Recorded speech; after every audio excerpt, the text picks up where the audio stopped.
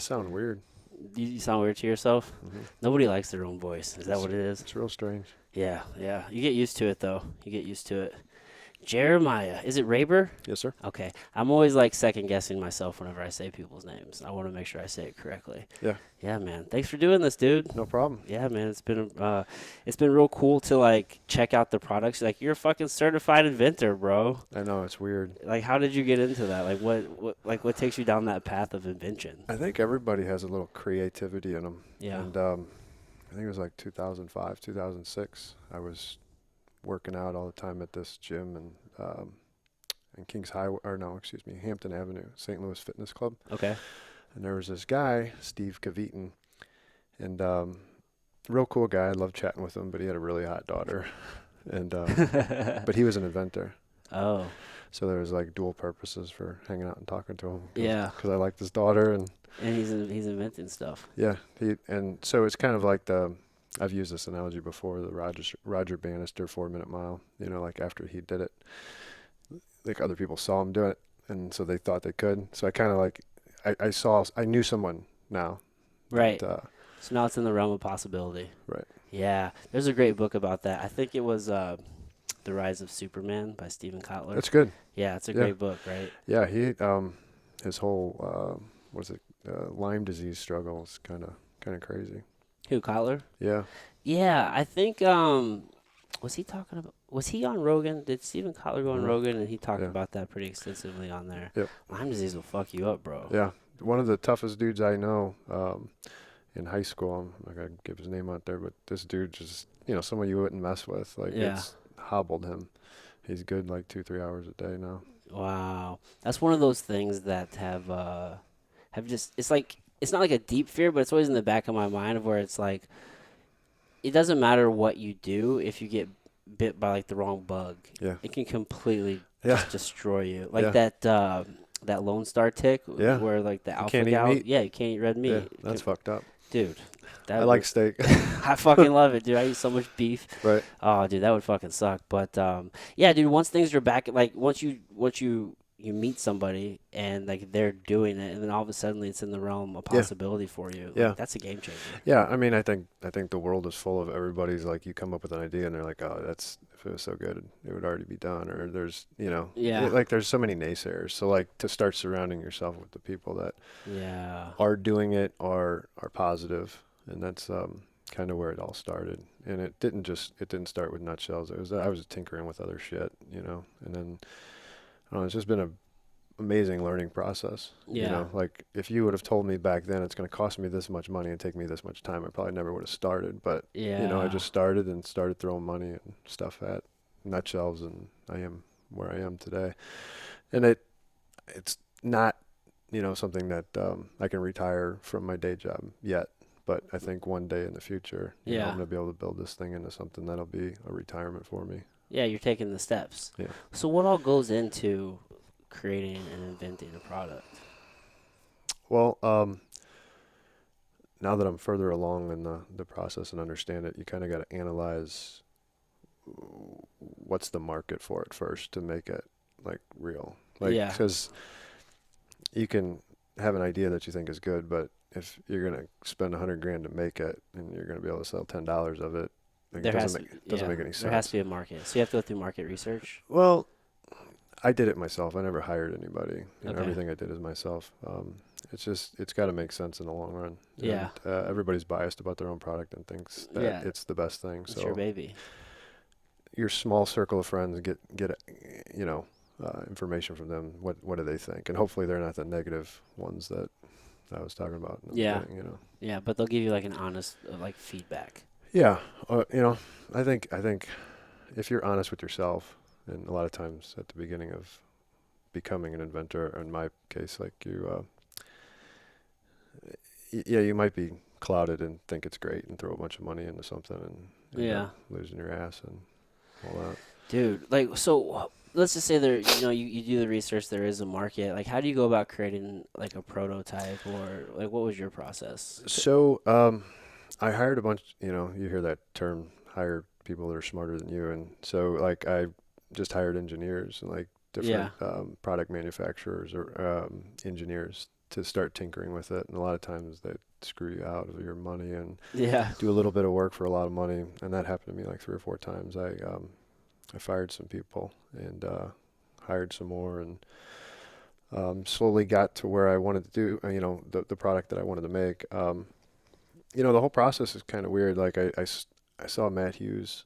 He got beat by George St. Pierre for the second fight, and that is what spurred it all.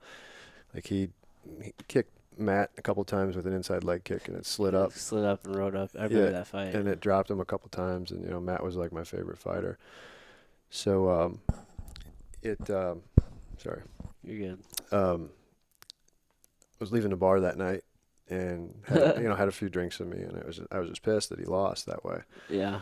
And so it started making me think, and I just went out and bought a bunch of competitors' cups. At the time I was kickboxing, and I just started analyzing them. Like, there's got to be a better design that keeps, like when an up kick happens, it like the way it wraps, like it'll protect from that, but also not be so wide at the base. Because cups, they pinch if they're too wide. Most yeah, cups like you need space to move. Right, exactly. Right. And so, like, if you're doing a roundhouse kick, it needs to allow your leg to come over the cup without impeding movement. So that's where the initial idea was. And then it evolved. My wife's cousin's husband builds race cars, and I went into his shop because my car needed some kind of repair done, and it stunk really bad. And I'm like, what does that smell? And he showed me he was laying up race car bodies. Like, he builds funny car bodies out of carbon fiber and Kevlar. So I'm like, how do you do that? And that's how it started. So he showed me, I'm like, the Kevlar, that's really cool. Like, that's bulletproof. Right. So he showed me where to get it, and I started messing with it. And then I finally made like my first mold, and just rough mold, like took clay and put it over a competitor's cup. Type mold, and just laid Kevlar in there and popped it out and went in the backyard and shot it. I'm like, oh shit, this is cool. It'll really stop a bullet. Holy shit. And then the ideas started. It was like the next layer came on, and so I'm like, MMA, these guys are bulletproof. Or everybody thinks they are. And yeah. So like, this is the perfect little gimmick / niche that I can, throw at it. So the entire idea was specifically geared towards, it was just with the idea of just like making a better cup for MMA. Yeah. Okay. Yep. That's where it was. Yeah, because you're competing at the time. Yeah, and not really competing, but just training a lot. Training a lot. Yeah. Yeah, and so you just saw the need like in your own world. Yeah. Yeah. Okay. I've known a few guys that had their cups cracked, from knees and kicks right up the center. So most products are made the cheapest way possible. Yeah. And so what was like the toughest cup out at the time? Like a steel cup? You could get a steel cup at that time, right? Yeah, but they're kind of like, they're weird. I've never used one. Yeah, they're weird with the tie straps, and it's kind of uncomfortable. So they're more uncomfortable. Yeah. Okay. So we were talking about Quentin O'Brien a little bit, and Mm-hmm. like I went to Omaha with him one time. Yeah. And it was I went up there to fight, and so this is the next day, and he's training with somebody, and I think he ended up getting like he's either kicked or kneed in the nuts like 2 or 3 times in that training session. Oh wow. Yeah, and he was just like, thank God for this steel cup. Yeah. But either way, it's like, shit, dude. You got to protect your junk. Right. Yeah, dude. Oh, like, for sure. those shots happen all the time. For sure. All the time. A lot of the baseball guys that, the professionals that now wear it, there's a couple of them that have lost testicles from, Really? in a 6-ounce baseball coming at 110 miles an hour. Holy shit. Just obliteration. Wow. When I started wrestling, I had a coach tell me that, like, you don't want to wrestle in a cup. Because, like, if, like, a nut slips out or something. Yeah. I guess that would be, like, just the like... clothes come out of the suitcase. Yeah. And cut it off. Is that I've common? heard of that. I've heard of MMA guys. But, so I kind of... I'm not going to say it's, like, foolproof, but I kind of designed a short that has a jock inside of a short. Yeah, okay. So it's like... it holds everything together, and that's so that with that in mind, to allow you to move, but at the same time hold everything tight. Yeah, I saw that you had those slider shorts. Yeah. So that's there's a jock constructed in there. Oh, okay. Yeah. Okay, so it's just an all-around better design to help prevent something like that. I think so. Okay. Yeah. Yeah, that's some dangerous shit, dude. Yeah. So then, like, now you've just kind of, it seems that, like, at least with armored shells in particular, like, Mhm. you've expanded outside of even the combat sports market. Yeah. Yeah. Well, actually, it's kind of funny. So even though I started with MMA in mind, Yeah. I actually my first design involved I used Kevlar, but there was another material called Dyneema that I found out about, and so I incorporated that. So I know I said found out the Kevlar from the race car or whatever, but so he showed me that, but then I was doing this research. This better, more amazing material, so it's like twice as strong and half the weight as Kevlar. So I started researching about this, and I bought a press, and had this mold made, and I'm losing some parts here, but That's okay. um, so Dyneema is can stop up to like a 9 millimeter. So this was a super high level cup, way higher than any sports or athlete needed. So I realized like it drove the price up at first. So then I had to come back and like analyze like, well, what can I do? And I'm like, you don't need this level of protection, like this high level 2. You can back it off with level 1. And so that's when I just started using Kevlar and carbon fiber Okay. in the design. So both are actually bullet resistant, but yeah, I started high and came back, so to make it a Okay. little bit more feasible, a little bit more cost. How do you get your hands on those materials? You can get it. Just, like, order it. Like, Yeah. it's amazing what's Yeah. available. Yeah. Holy shit. Yeah. So okay, so then just for the listeners, then, so you have 2 levels of Mhm. armored shells, right? I have actually 3 different levels of groin protection. So I have the level 1, which is Kevlar and carbon fiber, and so it's ballistic grade Kevlar and carbon fiber. And then level 2 is Kevlar, carbon fiber, and Dyneema at the core. So with Dyneema is an ultra high molecular weight polyethylene. So it's like the stuff that they make trash bags for, or grocery bags out of, Okay. but they change the molecular structure where it just stretches and it doesn't snap. Oh. So when you layer, 0 and 90 degrees under pressure and heat, the internal resin matrix allows it to bond. Oh, and it's almost like a weave. Yeah. Isn't that, Yeah. does that strengthen it so then that Yeah. way So it yeah. absorbs Well, energy better? Or that and you think of bullet resistance, you want as many cross sections as possible, because that allows, like, if a bullet hits it, it's not going to find its way through, okay. through the hole. That makes sense. Yep. Oh wow. That's fascinating. Yeah. How long did it take you to research all of this? A long freaking time, man. Like I forget that I know that learn stuff, Like how much that even like you've learned over Yeah. the years? Because you Yeah. say you started this in what, 2004? Well, 2006 was that fight. So I started Okay. dabbling with it. The business didn't officially launch till like 2012 or 2013. Okay. So it was all So it's messing like with stuff. yeah, it's like 6 years of R&D. Hmm. That's quite the length of time. Yeah, it was kind of weird just being unhappy with where I was in life, just throwing money at it, thinking like this is gonna be something, Yeah. Yeah, That's just what kept you going. It was just like this is yeah. gonna be the thing. I've always felt like, it's silly to live a mediocre life, Yeah. and like I feel like I'm destined for something more, and like no one's gonna just give that to you. So like Right. I thought, hey, I've come this far, and I just keep driving towards it with the different products I have. Yeah. I relate to that feeling. It's like I don't know what it is, but it's just like this overarching feeling of just like whatever, like wherever I'm at right now, like it definitely isn't like the final place, and like there's just so much more. Right. You know what I mean? Like Yeah. I just have this intense desire to like to build something great. Yeah. No, I mean, if this is all it is, it's fucking stupid. Yeah. It's like this existential angst I have all the time. It's like, okay, I mean, there's got to be more. Yeah. Like, you don't just wake up to go to work trading time for money. I always say, like, Yeah. my goal in life is to quit trading time for money. Yeah. Like, not ultimately to have money, to quit trading time for money. I just want to you be able can- to do what the fuck I want. So you can do what you want to do. Wake right? up and it's not like sit on my ass and watch TV. It's create more shit. Like, that's Right. what's really neat to me. To be able to do R&D and just create cool stuff. Right. Yeah. Yeah. Just the ability to pursue Yeah. like whatever it is you're passionate about, and, Yeah. and actually to create something that's actually of value. Yeah. Yeah, I can definitely relate to that very much so. I just need one win, like you know, Yeah. in a major way, and then you could do that for the rest of your life. Yeah. Yeah, it's like once you're able to kind of get out of the rat race, you can just stay ahead of it. Yeah. Yeah. Did you go to college? Like not.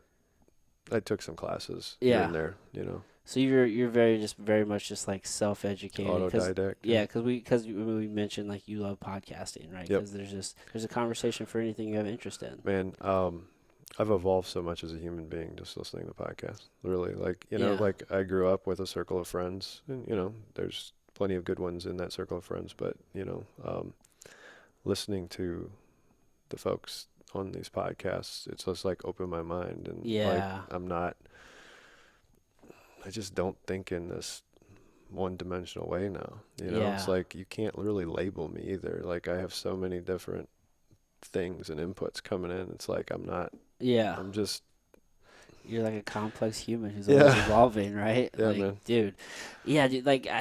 It's like I went that whole like 4-year route, and honestly, it's just like you're just following just a blueprint of what people are telling you what to do, but they don't ever really teach you like how to learn. Yeah. I found I didn't even learn how to learn until I was probably like 23. How old are you now? I'm 33. Okay. So I was actually working as an overnight security guard. I was just reading all the time. But whatever it was, something clicked and I learned how to learn.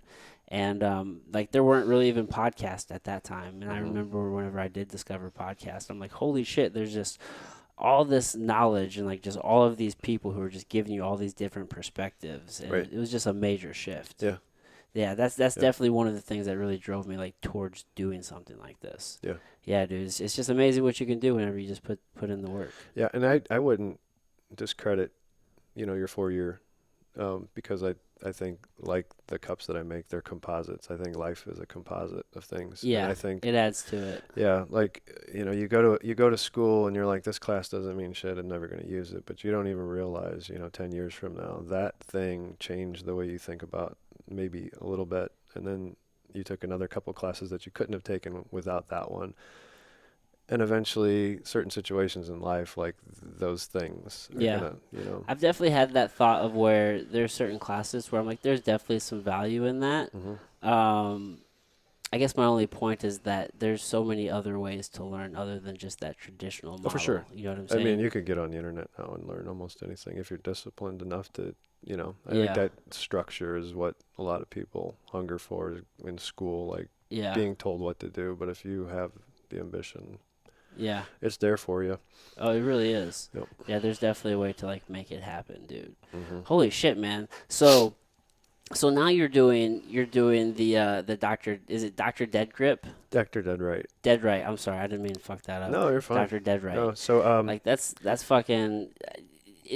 Where did that come from? Because that's a super. Like I feel like that's such a simple concept, it is right. but it's no one's doing it. Yeah. I like lifting weights. Like that's the one thing that I can't subtract out of my life. You Yeah. know, that's the pill that I have to take to be right. So I've been doing that for a long time. You know, I've trained jiu-jitsu and kickboxing and stuff like that, but it's never in running, you know, like I'm like running, but So you've it's always never, been an athlete. yeah, but I've never taken the weights out. Like that life doesn't work if I take that out. Yeah. Yeah. At least for me, I got Ditto, like dude. body dysmorphic disorder. I look in the mirror and don't think oh my god, look, I'm too thin. I'm not big enough. I'm not strong. You know, all these insecurities come up. But anyway, that's beside the point. I like doing deadlifts. I've always been really good at it. I've at 180 pounds back in 10, 12 years ago, I was doing 560, 570 pound deadlifts. Oh shit, dude. But I'd always, the way my mechanics are, like I'd always gouge up my shins, and it just makes it uncomfortable. And I think like if you really want to focus on a deadlift, routine a couple times a week would be good. Yeah. And gouging up your shins a couple times a week. It kind of, I mean, It's no bueno. yeah, and people are like, oh, you fucking pussy. Like, don't worry about bleeding on the bar. It's like, Yeah. but whatever. And so I actually got staph infection from rolling because I had open shin wounds from Mm. deadlifting, and then had to get on antibiotics, Oh wow. around antibiotics, and it just jacked my gut up. So it was just a bad, a Yeah. whole situation that didn't need to happen. Yeah. All because of deadlifting. All because of deadlifting. Yeah, you go do jiu-jitsu, Yeah. you get staph, Yeah. right? You say It's pretty antibiotic. easy. And It's super, yeah. super common. There's so many different bacteria living on the mats, right? Yeah. And like you said, it fucked up your gut. Like, how Yeah. long did it take you to recover from that? A few months, I guess. Yeah. I don't know. I mean, maybe Yeah. more, but it's just not a good thing. I don't like using antibiotics, and I just came up with it. I bought some pipe and I duct taped it to the bar. And it sort of worked, and I'm like, That's so cool. and with my connections, or not really connections, the people I've learned and know from making Nutshellz, like I talked to my mold guy and we started messing with it. Yeah, you already had, I mean, like kind of Yeah. you've already went through the process before. Yeah, it's way easier the second time. Yeah. It really is. Knowing the people, knowing the missteps not to take. And Yeah. Yeah. Once you've actually, learned the hard way. Right. Yeah. That's really the only way to learn though. Yeah. I feel like, I mean, you can learn through theory and people can try Yeah. to like tell you how to do Yeah. things, Only but in practice. yeah, man, like once you actually have to go through the steps to Right. really get that down. For sure. But dude, I think that's it's so simple but so clever. Did you try it? I haven't tried it yet. Mike bought one. I think he Did gave he? it to, yeah, Mike Rogers bought one. He's a great guy. And I think he gave it to someone to use, a trainer that trains out of that gym. I I forget don't his know. I don't know. Maybe Zach. Uh, Maybe gave it to Zach. Zach yeah. has a gym now though. name. Okay. Yeah. But I mean, It changes everything. So yeah, it's super clever, dude. with a lot of people, they blow out their backs in deadlifting because of poor mechanics, like the bar's too far away. Yeah. Like it just, any kind of job that you ever have that you're going to be lifting stuff, they always sit you down and you watch a class of lift the box close to your body. Like same principles, like you don't want to lift things far away. You want to bring it as close as possible, like so the levers work correctly. And it's this simple. So like if you're new to deadlifting, I think this is a great teacher. You roll the bar to your shins, and Yeah. now you pretty much just stand up, Yeah. with spinal extension, correct, Right. and pull It back. gives you physical feedback, right? Yeah. Because it's touching your shins. It's touching your shins, and as long as you, like I said, have the proper back extension and pull it up against your shins. I mean, there's few cues that you'd want to work with someone if you have no clue what you're doing. Yeah, but if you don't know how to like hinge your hips or engage your lats or anything like yes, that. Yeah. but this thing, I mean, it kind of tells you, like, yep, you're doing it right. Yeah. Well, I was watching the video where you were deadlifting with it, and it looked like it just rolled super Yeah. smoothly. Yeah. Yeah. Yep. Dude, yeah, that's a very clever one. Yep. I feel like there's been several things where and I feel like a lot of people have probably thought this, where they have like the idea for something like that, Yeah. or And then they don't act. and then you just don't act, or Yeah. you just don't even know where to Yeah. begin on how to. You need a Steve Cavitan. Yeah, Steve. That was the guy's name who helped Yeah. you. No, remember the original guy? The original guy at the gym? With Yeah, Nutshellz? that's Yeah. what I'm saying. Like, Yeah, yeah, yeah. he helped you. Like, Yep. he was the inventor at the very beginning, right? Yep. Okay. Yep. Yeah, man, a mentor would definitely help. Yeah. I'll be anybody's Steve Cavitan if they want. Like, I've had a few people ask me questions. I'll tell you. Yeah. I'll point you in the right direction. Fuck, dude, you better be careful offering that out there. Dude, people start hitting you up and want to take all your time for free. Yeah, well, I mean. You ever thought about doing consulting for something like we'll this? schedule. Not really. I mean, that's another job. You know what I mean? Yeah, that's That's true. the last thing I need is another job. Yeah. So I got my full-time day job and then Nutshellz and then Dead Right on the side, nights and weekends. So what are you doing full time? So I just actually left my old gig of 13 years I'm a mortgage broker now. Okay, what made you want to make that transition? The money. Yeah. Like, so I was making, $70,000 or whatever. I used to work at Metropolitan Sewer District. Okay. So I drove a robot camera through the sewers. Oh, that Like, sounds so I had, interesting. I had a van with a desk and all this stuff, and I had a crew that put the camera down in the sewer, and then I have over like 1,000 foot of coaxial cable, and I'm able to drive through and just see the condition of the pipe. I know where I'm at, the Yeah. length and depth and all that stuff. So And were you guys just surveying pipes to surveying pipes or see what like, needs to be or the repaired, or? road's caving in or something. So we're like drive up and make sure it's not us. We'll do dye test and see if we see the dye coming into our sewers, and then I assign whatever remedy needs to happen there. Oh wow. So it was a good gig, and I wasn't killing myself. I mean, I could have retired there. It was consistent. They never laid anybody off. Good medical and dental benefits. But the thing was, is like a friend of mine was making, 50 grand a month at this new place, Oh, and I I'm can like, see. Yeah. and it's all about work ethic, and if you want to put the time and the effort in, then you can make more money. And my R- other job is like a union mentality. Well, it doesn't matter how hard you work, you're all the same. And it's Oh, kind of like just a bunch of factors went into me moving. yeah. Um, Yeah. Because I'm almost sometimes I think about, like, you ever follow Gary Vee? um, he wears me out, but Yeah, it's a yeah. little bit.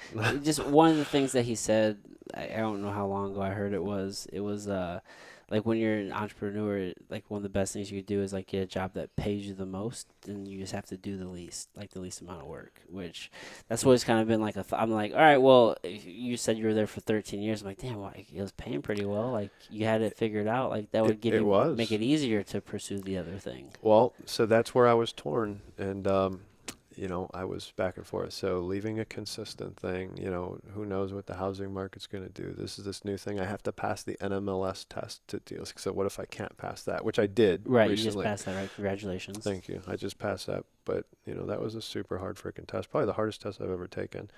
And so there's a lot of variables going in. Like, okay, what if I fuck up my whole source of money and income that is allowing me to invent these things, like slowly. Yeah. I'm paying the bills, and um, so I just did it, man. There was like, so the union at my old job front loaded all our vacation and sick leave this year. Like it was the first time that they ever did that. So I was sitting on, a whole shitload of vacation and sick leave. My wife needed spinal surgery, so she had spinal surgery, and I was off for 3 or 4 weeks taking care of her. But at the same time, I was studying for that test. So when I went there, I was able to just boom, Knock it out. knock it out, Yeah, pass that was it. smart I'm getting paid. I'm still getting paid from the last job. from my last job right now for another, 3 or 4 pay periods. So like, Oh, you did it smart. yeah, everything worked out good. Like if all those variables wouldn't have been met, then I don't think I would have done it. I would have been chicken shit. Yeah. Because it's scary. I mean, Well, just a new job for anybody, whether you're running 2 other businesses or not, is just there's just a learning curve, right? Like yeah, going into the new environment, you gotta learn all this new shit. Like yeah. you gotta figure it out. You know what's really interesting is so I I went I'll back up a little bit. So the reason I started looking into this mortgage deal is a friend of ours, it was his birthday, and one of his coworkers was at the birthday party, and this gal said, "Oh yeah, I won a prize. This what like the drawing like they started talking about this Friday drawing at their new work." And I'm like, "Drawing? You win prizes at work?" Like we don't get prizes. This thing Yeah. was like, she won a freaking golf cart. And Oh I'm like, it was shit. like a $6,000 or $7,000 golf cart. She didn't want it, so they gave her cash instead. I'm like, oh my god, I'm in the wrong thing. So then I went to work, and I just got a shitty detail, like where I was working and the jobs I was getting, and I don't know, just not good. So I was kind of pissed off. So then I talked to my buddy. I'm like, what does it take to do your job? And he's like, just give me a resume. So that's where it all started. I hadn't made a resume in 13 years. So I sat down with this resume builder thing. I spent a little, $20 or whatever this thing was, because it helps you with how to make it and keep the words, and Right. it juices it up for you, right? Right.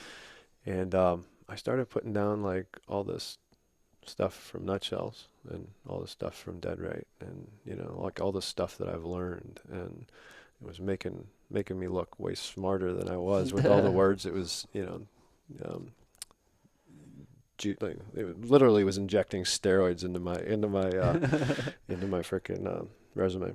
And I got done with that, and I looked at it, and I'm like, holy shit. Because my wife's always like, you're a boss. Like, you need to work where these, like, she's like, more than these guys that come in, because she's a bartender, that come in from their jobs. She picks their brains. But she's like, you could run all that shit. She's like, I don't know why you're not. And it was like a confidence thing. So I sat down and I did that resume, and I looked at it. I'm like, holy shit, I've done some shit. Like I forgot Yeah. what I've done and what I've learned and how, Yeah. like, this is what people that run shit can Do. do. Like seeing it in black and white made it real. Yeah. Because you've just been focusing on the work the whole time. Yeah. Oh, okay. Yeah. Yeah, I can see that happening for Yeah. sure. Yeah, man. It's just so interesting that like they're like a guy like you, for example, like you've been putting in all of this time, like self-educating and like making these connections and learning these processes, and like even with all of that, you're still like selling yourself short until you saw it in Yeah. paper. Oh, the wins are very short-lived. Yeah, It's always on to the next thing. And always. it's you really gotta stop and smell the roses and appreciate. Like I don't feel like a success.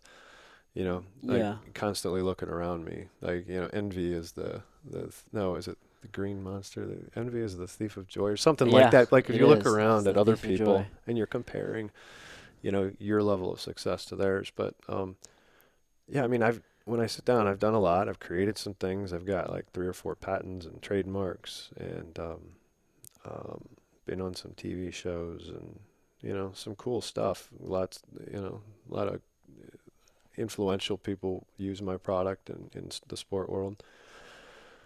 But I don't think about that every day. You get down on yourself, and it's Yeah. like you said, doing the daily work, you kind of forget about all that. Yeah, yeah. It's like a blessing and a curse. Oh my God, I use that all the time. Like it's the thing that drives me, but it's also the thing that makes me miserable. Yeah, You yeah. know, I'm very similar to that. Like I don't celebrate wins. It's like, and I don't know. I always just attributed it to like playing sports growing up. I had a coach that always said, like you don't celebrate when you win because if you do the things you're supposed to do, you just expect it. yeah, So it's like when you win, it's like, all right, cool. Like I'm supposed to win, but then when you do lose, it's just like, oh fuck, you hate yourself forever, and then like, yeah. you always feel like you're not doing good enough anyway. It's a very vicious cycle. It is. I question, am I ever going to be happy? Like I envy the guy that just sits and smokes weed and plays video games all day because he's never pushed himself, so he's content with where he is. I mean, he's probably inside, Like eating dying. alive. But I look at that and I'm like, oh, that just looks amazing because I can't sit still. Like I gotta keep going. I gotta act on my ideas. I'm Yeah. fucking constantly broke because I'm constantly putting all my money into the things that I think in my head. Yeah. It's like so. So if somebody wanted to start create an invention, and this is like a pretty blanket statement. Mhm. What obviously there are a lot of different variables, but if they really wanted to go down that path, like how much money is it going to take, you think?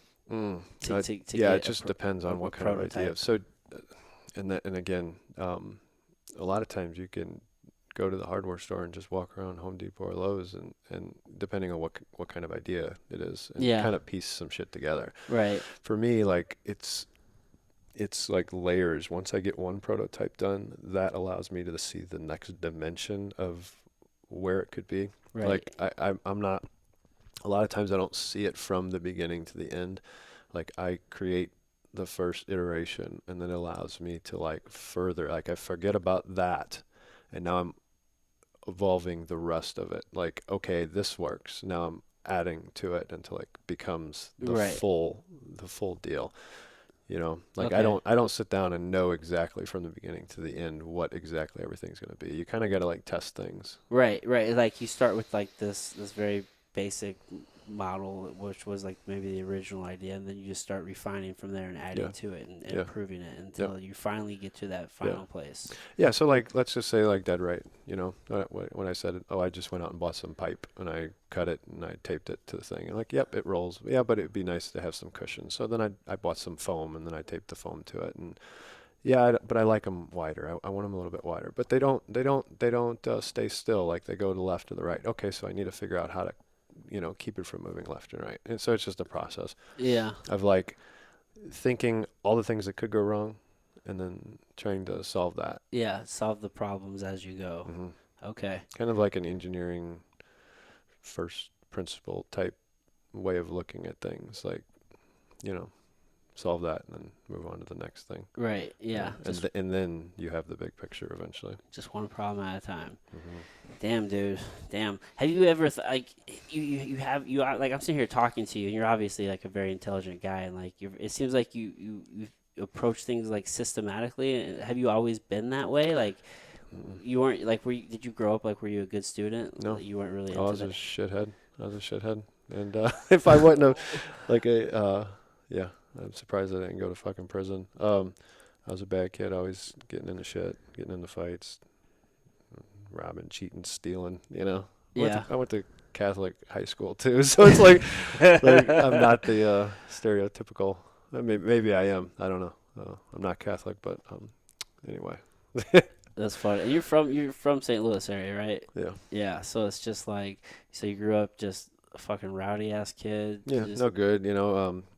Were you playing sports or anything? I mean, you mentioned how like lifting's been a big part of your life for a long time. You know that was all myself too. Like my mom would take me to Schnucks or whatever, whatever store it was, Kroger's back then, and I'd be like, I'm gonna go to the magazine now, and I would always look at like the bodybuilding magazines. Yeah. And so like I took it upon myself and like, hey, can I have some weights? And I remember my first little workout setup, I had like milk crates and some concrete weights on the bar. Yeah, those concrete weights. Yeah, and I just did my stuff, and I read the magazine, and it showed me how to do it. Yeah. And then that's a blessing and a curse too. Like it kept me in shape, but then like it's the pill that I have to take. Yeah. Otherwise, insecurity creeps in. It's not a bad one to take, dude. I mean, we're talking longevity. That's what you want. That's what you want to be doing. Yeah. Picking up heavy shit. Yeah. Yeah. Correctly. Yeah, correctly. Yeah. Correctly. It's man, I just cringe when I go to like a lot of local gyms and you just see these dudes, a lot of these young dudes in particular, where they just want to put up so much weight and it's just the worst form ever. And the old me would want to go and critique them. The new me, I'm just like, it's not your place, Jeremiah. It's not your place. They didn't ask, so I just walked by. But you can only do so much. Yep. You can only do so much, dude. Like even like I used to be a personal trainer at the 24-hour fitness. Mm-hmm. Like even whenever you work there, people don't want you to like come up and correct their shit. Like people are just like, no, I'm good. What's that? Yeah, like it's an insecurity thing as well. Like I made a Facebook post about this the other day. A really good book is Carol Dweck's Mindsets. And like, so when you have the growth mindset, you're open to, suggestions and people critiquing you or whatever. But when you have the fixed mindset, you're acting like you're this superior being. So really, but you're taking yourself out of the situations that you aren't superior. So you aren't subjecting yourself to the things that would make you grow by being vulnerable. Oh, yeah. Changed my fucking life, man. Yeah, that's fascinating. Seems like that would probably equate to like being a very ego-driven person. Yeah, I mean, martial arts. Think about that. Like, if you go in there and think you know everything, and every time the guy that's better than you tries to tell you, and you're offended by that, and you're like, whatever, and you just go harder instead of slowing down and learning the technique. Right.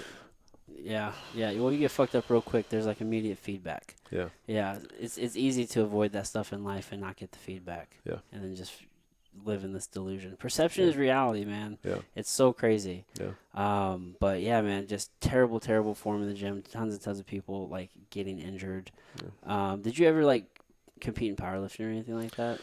I did one powerlifting competition and I fucked up the bench. Like I didn't bring it down. I brought it down and then blasted it off, and you're supposed to do the pause or whatever. Okay. I wasn't too serious about it. Okay. I don't know. I don't really like performing for other people. It doesn't seem like you've done a whole lot of like you don't have like the drive to like compete in that way. No. When I did I did like one jiu-jitsu tournament, and kickboxing. I never fought in the ring. I've sparred plenty, and that was plenty of feedback. Okay. But I just like to challenge yourself. I like the challenge, but I never I'm doing too many things. Like I'm not gonna go in the ring, and have an excuse why I lost when I'm done. Like if I'm gonna train for a fight, there's no way I'm gonna lose because I've did everything I possibly can, and I don't have the time to do that. So therefore, I'm not gonna go in the ring. Okay. You know what I mean? Like, if you are able to have an excuse why you lost because, I didn't do this or didn't do that, well, that's your fucking fault. Right. You should have put in the work. And right. I can't do that. I don't have the time. Yeah. So you're just, like, honestly assessing the situation. Yeah. Yeah. So you just like to just push yourself and test yourself and just grow constantly. Yeah. Yeah, I can see that. So, are you an avid reader then now, or? So more audiobooks now than actual sitting down. I crave turning pages. Like my favorite thing is, which me and my wife need to get onto a vacation, but like going to the beach and having like 2 or 3 books and just Yeah, sitting out there turning pages and just but so much going on and with the time job. constraints and stuff. Yeah, like so, I'm not listening to the MP4 about passing that test, so I'm done with that. So now I can start, digesting more content that I actually enjoy. So, Audible and these other audiobooks, I listen to it in audio form. Okay. Yeah, yeah. Audiobooks are really good. They're decent. It's not the same, but it's something. Yeah, I mean, I prefer physical books. Like, there's just Mm, something about like having a yeah. physical book that I just really enjoy. Well, you're 100% tuned in. Yes. Like if you're turning the pages, like you're not able to do other things. You're turning the pages. When I'm driving, like I'm doing other things. When I'm downstairs working, in my shop, Right. making Nutshellz or doing whatever, I'm listening, but I'm doing something else. So it's not 100% focus on the material, Right, you know? right.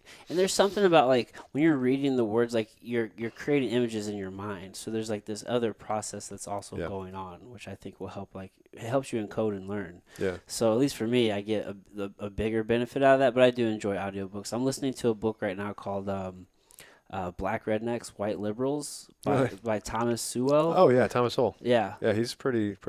yeah, he's a prolific thinker for sure, man. Yeah. Like he comes with like just a lot of different perspectives. Like there's He's Harvard, right? I'm not really Think sure so. on his whole background. It's just from what I can tell from like listening to his books, like he's Mhm. fucking an interesting thinker for sure. Mhm. Just a lot of different concepts that I've never really thought about. Hmm. It's just good to get those perspectives, I Right. think. But Yeah. probably my favorite audiobook. Have you listened to Can't Hurt Me by Yeah. David Goggins? Yeah.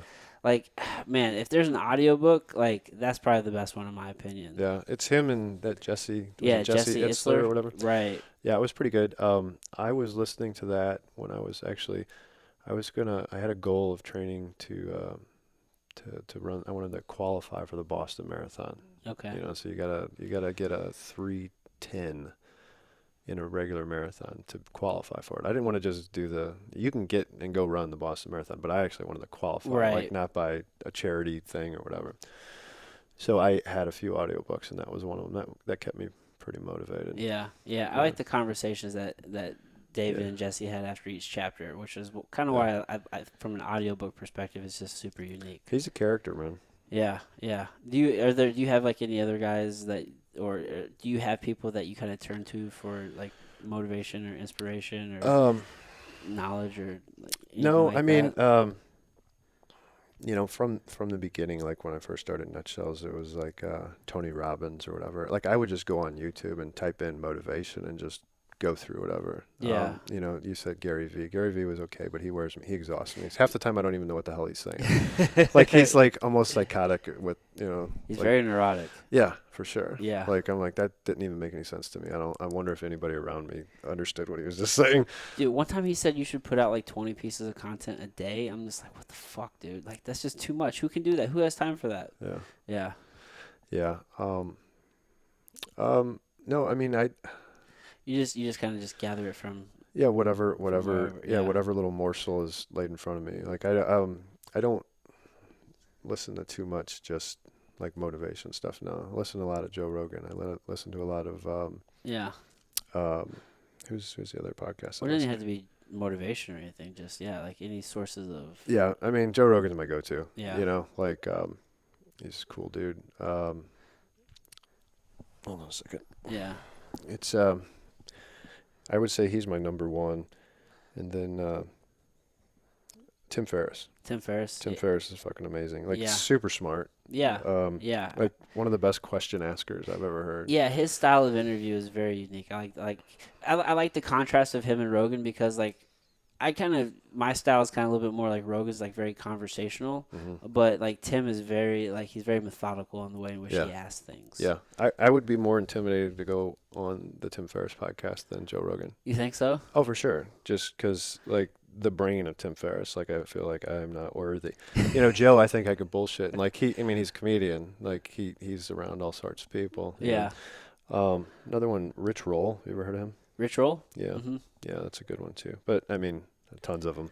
Yeah. I don't deviate that often from those few though. I only have so many hours in the day. Dude, there are only so many hours in the day. I actually found like once I start doing something, I actually consume it less. So for example, like when I started like really fighting all the time, I didn't watch I didn't watch as much fighting. Or even like podcasting now, I don't have as much time Yeah. to listen to. There's just too many fucking hours. Yeah. Too many hours. Yeah. Especially with Joe, because he'll have like he'll just have 3 or 4 hour podcasts. Well, that and he'll just have such a diverse amount of people, Mhm. and I don't want to listen to like maybe all the comedians or whatnot. Yeah. But Oh, dude. I think life is so serious, and that's one of my favorite things to listen to is the comedians. So Really? I started half the comedian I've been to so many comedians since starting listening to Joe Rogan, and it's because I heard them on there. And I'm like, that's a cool motherfucker. Man. Yeah. God damn, they're funny. Yeah. Like, and we would go. Me and the wife would go. We get tickets, and it's like our thing now. Oh Like, yeah, we love you go to the Helium, We go to the Helium. We go to the Funny Bones of fun Fear. downtown. Mostly like the bigger shows. Okay. Not. I mean, we probably should go to some of the smaller ones. I I mean, like now it's only smaller shows because they're not doing the big ones. But like the Yeah. But when they're down like the Stifle or something like Yeah. that, or Yep. you go to those. Yep. Dude, I love comedy so much. Yep. It's so well. Probably one of my favorite comedians right now doing it is Andrew Schulz. Yeah, he's great. He's that so- new one on Netflix. Yeah, That was yeah, good. dude. He's just so funny. The Yeah. clips he puts out on his Instagram, even. Yeah. He's just he's doing it right now for sure. He definitely transitioned really well during this time. I wish I could do that.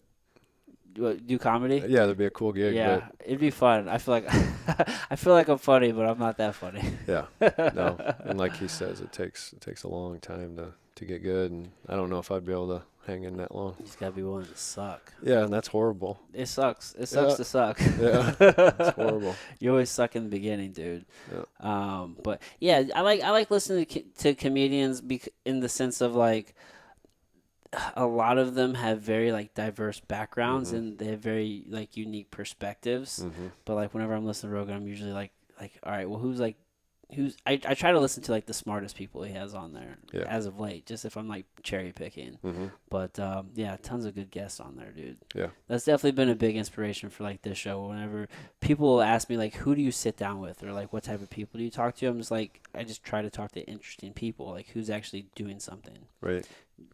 I don't want to pigeonhole myself. Mm-hmm. Yeah. I Yeah. don't think anybody ever wants to be like that person who's just like stuck in a pigeonhole. But Right. maybe some people are happy with it. No, that's cool. I mean, I think it'd be cool to have a podcast. I don't think I could though. Why is that? I mean, too many irons in the fire. Yeah. Yeah. You got a lot going I don't- on just building 2 businesses. Yeah, I don't know if I'd have enough questions. Yeah, I'd be like, but it's cool. It's a cool thing. Yeah. Yeah. You said you've done some TV shows too? Mm-hmm. So I got shot in my cup. You've seen that video, right? Yeah. So Yeah. CEO takes a bullet. You're a brave man. Yeah. Like, So I did that, and I got a call or an email from. Actually, I had 3 TV shows. I had. Let's go back to the first one. The first one, Discovery Channel, was in town, and they were at the Rolla, and the first story of me. I don't think I even got shot. It was me shooting the cup or whatever, and they wanted to come and do something. And I'm like, okay. So they came the next day, and we filmed for like 12 hours in my backyard. oh wow. And it was reduced down to like 6 or 7 minutes. It's like, man, it's exhausting. So that was the Daily Planet, and it was on Nutshellz. And then so I got shot. I did that video where I got shot, and I got a phone call from To Tell the Truth. So it was an old show that used to be on back in the 50s, and then they reintroduced that, or 50s and 60s, or whatever. And Betty White was constantly on it. Like, it was the show that she was on. So, you know that old Eminem song, Will the Real Slim Shady Please Stand Up? Yeah. That is taken from that show. So, Oh really? okay, yeah. So I'm the real Jeremiah Raber, and I got brought down to the show, and there's 2 actors that I sat with for a couple days, and they just picked my brain, and we chatted and talked, and they learned about me and my company and all that stuff. So then we go on, and then there's a celebrity panel. Anthony Anderson was the host, Oh. and Jalen Rose, Damon John, Nene Leakes, and Betty White were the celebrity guests. And so they're asking us 3 questions trying to figure out who the real Jeremiah Raber is. Oh, wow. My only job was to tell the truth. So I can't lie. They're trying to convince. So they're like, just spilling, like going above and beyond trying to convince. And I'm just like telling the truth. Very vague, just, but not lying. Right. And they didn't guess me. And then at the end, they say, well, the real Jeremiah Raber, please stand up. Oh, So wow. I stood up, and That's funny. it was pretty neat. They, it was out at Studio City in Los Angeles. They put me up for a few days and Yeah. gave me a couple grand. And it was a neat, fun. That's a neat ass experience, dude. It was really cool. You got to meet Betty White? You got to talk to her? No. No. So I got to meet her. She asked me a question on the show. Yeah. But no, she had handlers back then. She was like 94. I think she's almost 100 now. Yeah, she's old as shit. Yeah, she was frail back then. They're Yeah. keeping people away from Oh, her. I can only imagine. Yep. But and then I was on a show, me and when I had a business partner, on a show called West Texas Investors Club. So it's this, imagine like a hillbilly Shark Tank. So it was these 2 oil tycoons from Texas, okay? And one of them is Rooster McConaughey. So it's actually Matthew McConaughey's older brother. Oh. And then this guy, Butch. Both of them made hundreds of millions of dollars in the oil pipeline business in Texas. And so you go there and they put your product through the ringer. So like they shot it. They had a baseball pitching machine. They actually brought an explosive ordnance technician in and blew a fucking mannequin sky high. Of course, the cup didn't survive. I mean, you got 2 pounds of high explosives strapped to its crotch. Yeah. It's like, but it was cool because it survived all the tests except that one. I mean, two Nutshellz, the mannequin was gone. So like, Right. Nothing survived. it doesn't even matter. If his Right. dick's still there, it doesn't fucking matter. So, but yeah, we did that. And then at the end of the show, it was over a few days. Like you go in there and you sit on a barrel in front of them and they got paper plates and that's how they're sketching their numbers out. Like drinking Miller Lite while you're pitching to them. Like, hey, you want another beer? Yeah. And, yeah, so that was cool. We did a deal.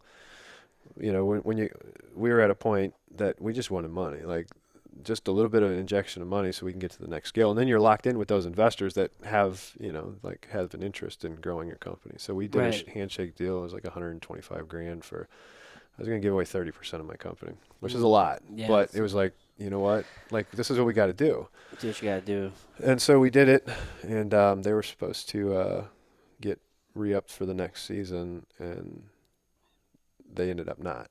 So we only got like $30,000 of an installment, which helped us do some things, but never the rest. Here's the kicker, though. Like I was recently talking to some investors that were interested, and they're like, "Well, you got this over your head. We're not going to invest because they can come back, even though you don't have any papers laying it out. They could come back and say, well, you owe us because we've had a stake in the company." So I reached out to Rooster, so Matthew's older brother, and I'm like, I can't get in the investor. Like, you kind of screwed me, man. Like, help me out. Yeah. And they wrote it off, man. Oh, They nice. said if you make a ton of money, then pay us back. Oh, that's cool. Yeah, we got it in paper. I got it in paper. Yeah. Well, that's good. How long ago was that? Last year. Oh, so that was very recent. Last year I got that on paper. Oh. It was a few years back for the show. Oh, okay. Yeah. Yeah, that was probably something that would deter quite a few investors. Yeah.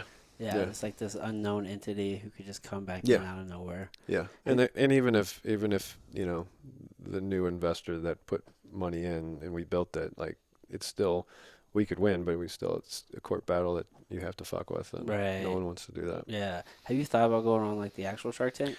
Yeah.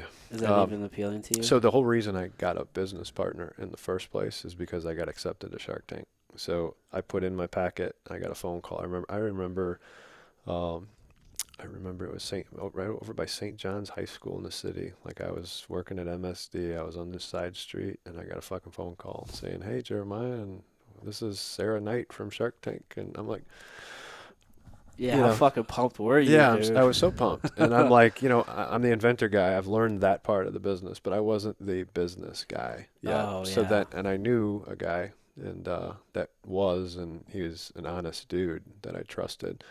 So I reached out to him and said, "Hey man, you want to partner with me?" Because he was kind of fascinated with what I've done so far, and he's like, "Hell yeah!" So we prepared for 6 months. Like every other week, we were submitting videos to them to show like our pitch. Like they would say, "Well, why don't you do this and do that?" Like we were working with two producers. Oh, so they kind of help you mold your pitch? The producers do. You don't ever meet the sharks until you get there. Right, Yeah. right. So they helped me mold my pitch, and we put so much work into it. And it was like we had the tickets. We were supposed to fly out on a Friday or Saturday. Excuse me, Saturday or no. We were supposed to fly out on a Sunday. We got a phone call on a Thursday or Friday.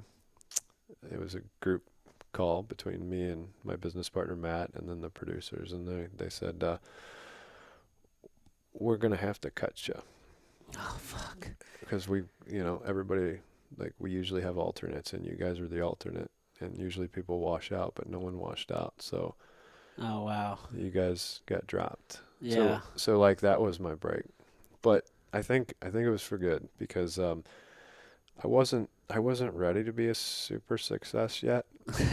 Like Just wasn't the right time yet. well, my brain was like, oh yeah, I'm gonna go on Shark Tank, then I'm gonna buy a fucking Lamborghini. Oh. Like Yeah. no, dude, that's the cart before the horse. Right. Like you're thinking about the wrong stuff. Right. And so like I kind of think that's how life is. If once you're ready for it, it'll be presented, and I wasn't yet. Okay. Yeah, that makes sense. Or at least that's how I'm trying to justify Hey it. man, And keep myself yeah, sane. whatever helps you sleep at night, right? I Mhm. mean, shit. So have you thought about maybe Doing it again? Yeah, with Dr. Dead, right? Or I thought I don't even know if the show's still on though. I don't.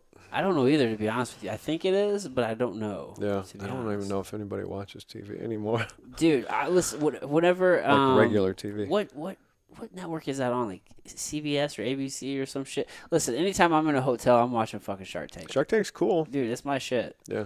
I think it's on Hulu, but I don't know. Yeah, I couldn't tell I you. don't watch enough TV to know. Um, But I do enjoy the show. I think it would be neat. I don't know. More so just to get on the show, not Just really for the to exposure. not to get an investor, but to get that Shark Tank effect, just like the Oprah effect. Mm-hmm. I'm trying to get the Joe Rogan effect. For real. That'd be cool to go on there and. Yeah, man. I had a buddy, or have a buddy. He was involved with a small business out in LA, and like they would talk about like their product was mentioned on Rogan like once or twice, Mm-hmm. and like I guess they called him like a kingmaker because it's like the Joe Rogan effect, right? Like he mentions your shit, dude, and Right. people are gonna order for Yeah. sure. Yeah. What was the product? So he was involved with a company called Jumbo Superfoods. Is a Okay. CBD product. Okay. I absolutely love their Muscle Bomb. It's just like they have a couple different strengths, but for sore joints and muscles and different things. Mm-hmm. And I absolutely love it. But there was a time where he did mention Jumbo's. Like they have THC products as well that you can get in California. I think they sent him some sprays, and he like used them on the show, on the air and whatnot. But I don't think he's actually mentioned them. I think he has some other deals. Dude, I went to Joey Diaz, Okay. and Joey said he was training jiu-jitsu, Yeah. so I packaged up a couple cups, one for him and one for Joe. And at the end of the show, went up and introduced myself because they gave it to him at the beginning or whatever, so he had it in the back. We were chatting. He's like, yeah, that cocksucker was always talking about the cups, because Joe was always talking about Diamond MMA or whatever. Mm-hmm. And like that's all I need, Yeah. And it was fucked up because I was listening to the podcast. It was Joe Rogan and Joey Diaz and Tom Segura. And Tom Segura was not shortly into the show was like, I always hate it when people give me, stuff to give to you, Joe. And I'm just like, oh fuck. And then Joey Diaz is like, I only had it one time. It was that, the fucking cups. And he's like, I gave you that cup. I gave the other one to my jiu-jitsu trainer. And Joe he just kept quiet. And I'm like, come on, this is the time, Joe. Just say how badass fucking Nutshellz is. Never said it. So here's another fucked up story. So I did a little investigative thing. Joe recently moved to Austin, Texas. And there was an article that said he's moving into this architect's house that designed this fucking house. So I did a little search and found where the fucking house was and got the address. and sent Dead Right out there because he posted something on Instagram where he gashed up his shins doing deadlifts. Yeah. So I sent it to him. And yesterday I was listening to Michael Malice was on, and Michael Malice was talking about deadlifting. And they got into a conversation about gouging up your shins.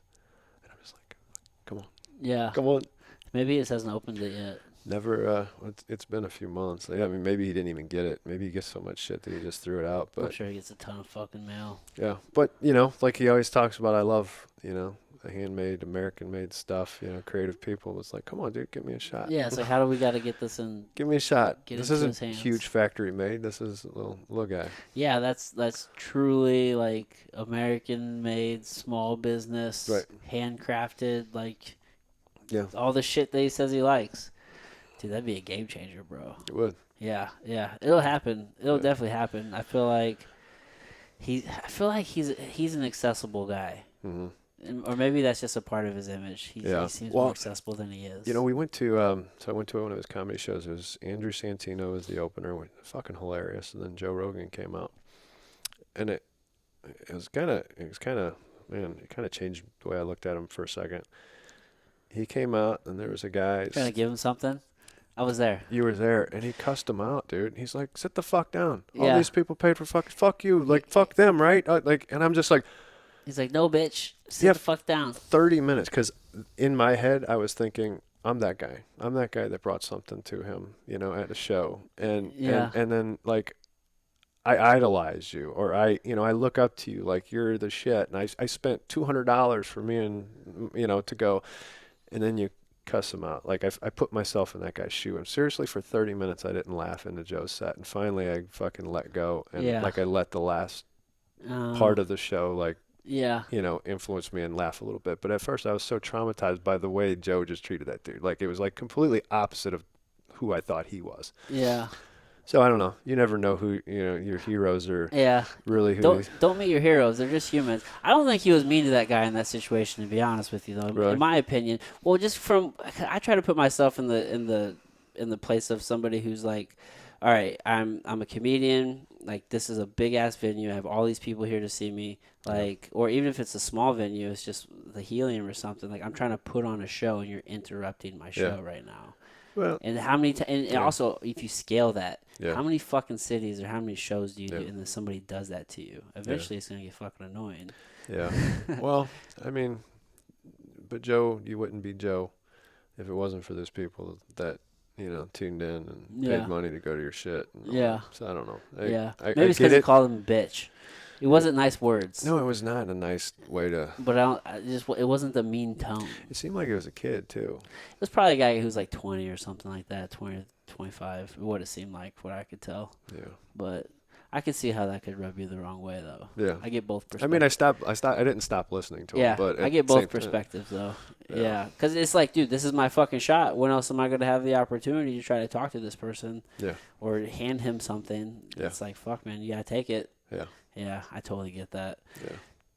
That Andrew Santino set before that one. So fucking funny. Bro, when he was talking about The Rock, I lost air, like laughing. Yeah. He was way funnier than Joe. He was way funnier than Joe. I was actually kind of disappointed in that set by Joe personally. It was almost just like, if you've listened to enough of his podcast, then it was that stand-up. It wasn't... Well, I think... so that was his birthday.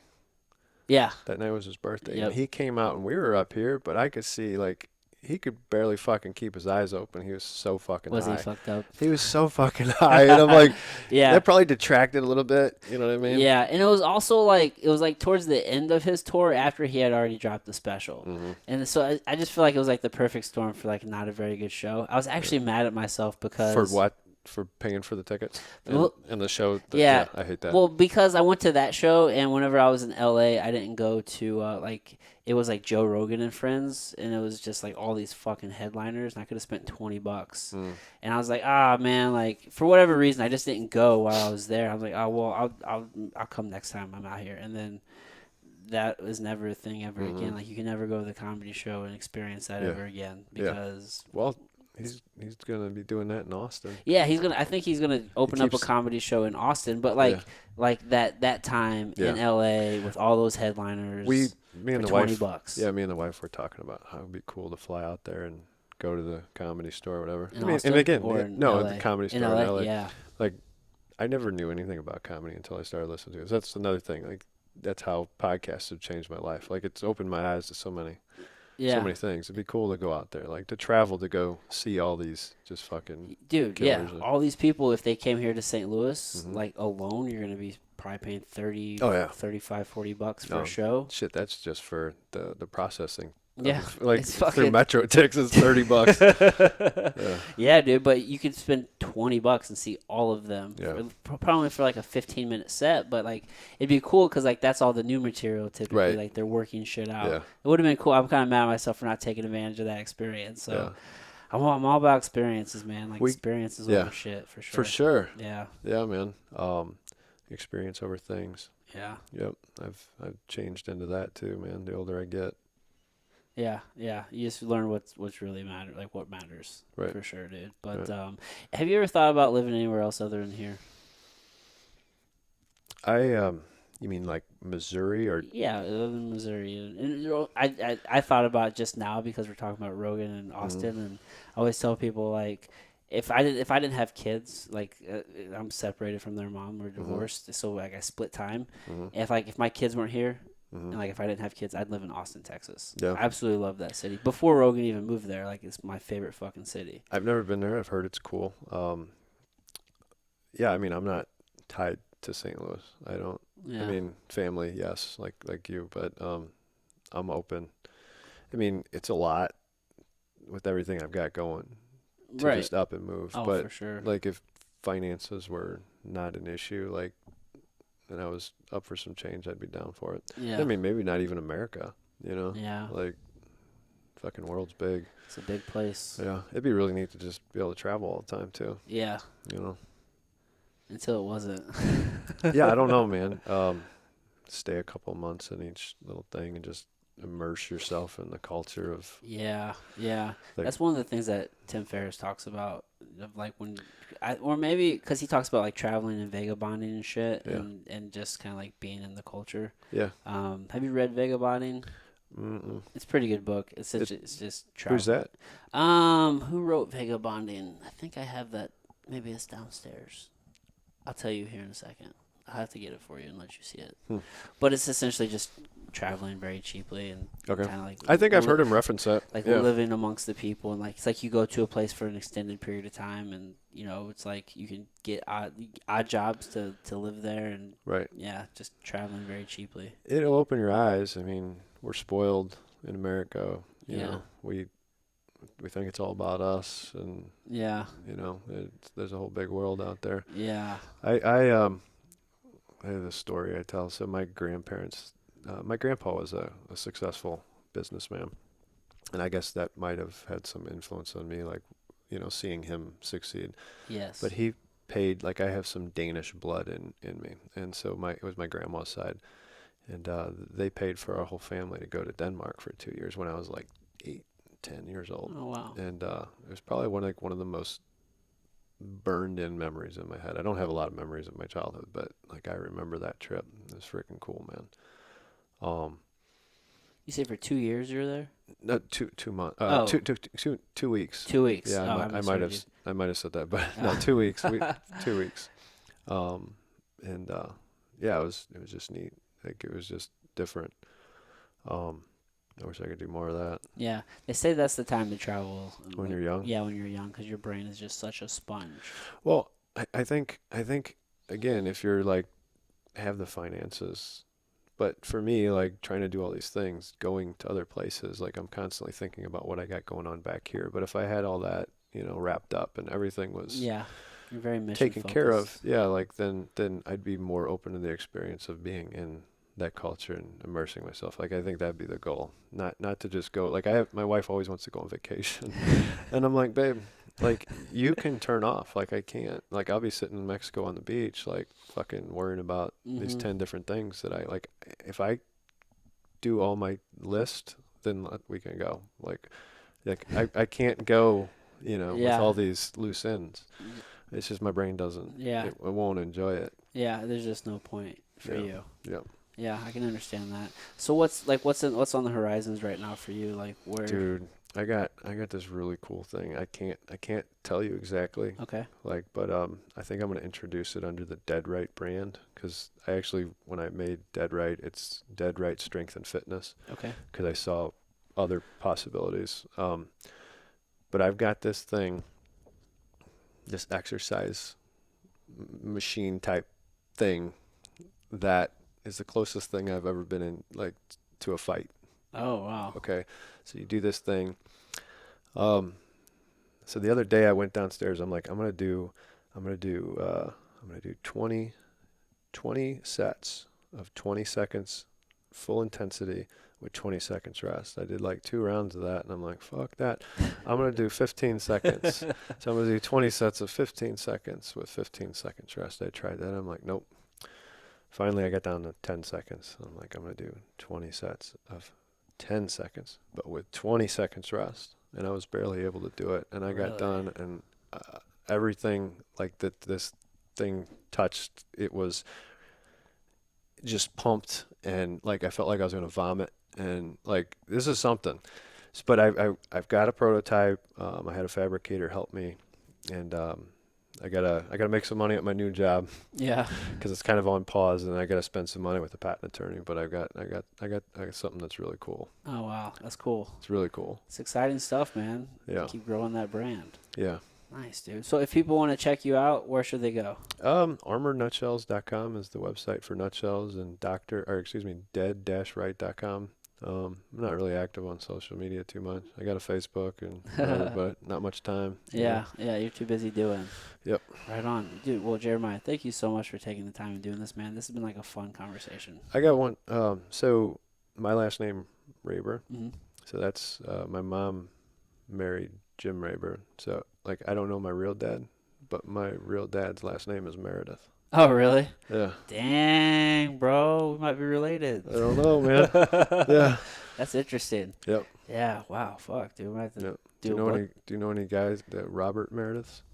No, I don't. So I've never met him, but I know his name. Oh, really? Yeah. So that whole side, so like the Meredith side of my family, so that would be like my mom's biological father. His name was Norman Meredith. Okay. And I don't really know that side of the family a whole lot, to be honest with you. She was essentially like the guy who I considered my grandfather. His last name was King. His name was Larry King. He's passed away, but like I don't really know too much on the Meredith side. So it's very well possible, dude. I don't know. Have you ever taken one of those ancestry tests? Yeah.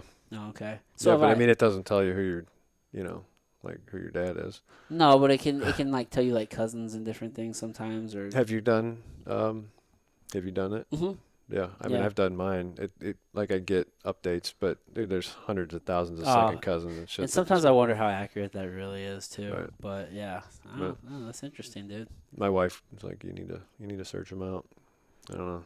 He never searched me out. It's kind of like one of them things. Yeah, no, I'm like, I'm not sentimental like that. So Yeah. I'm just like, it just is what it is. Right. Yeah, dude. Well, thanks again, man. It's been over an hour. So Yeah.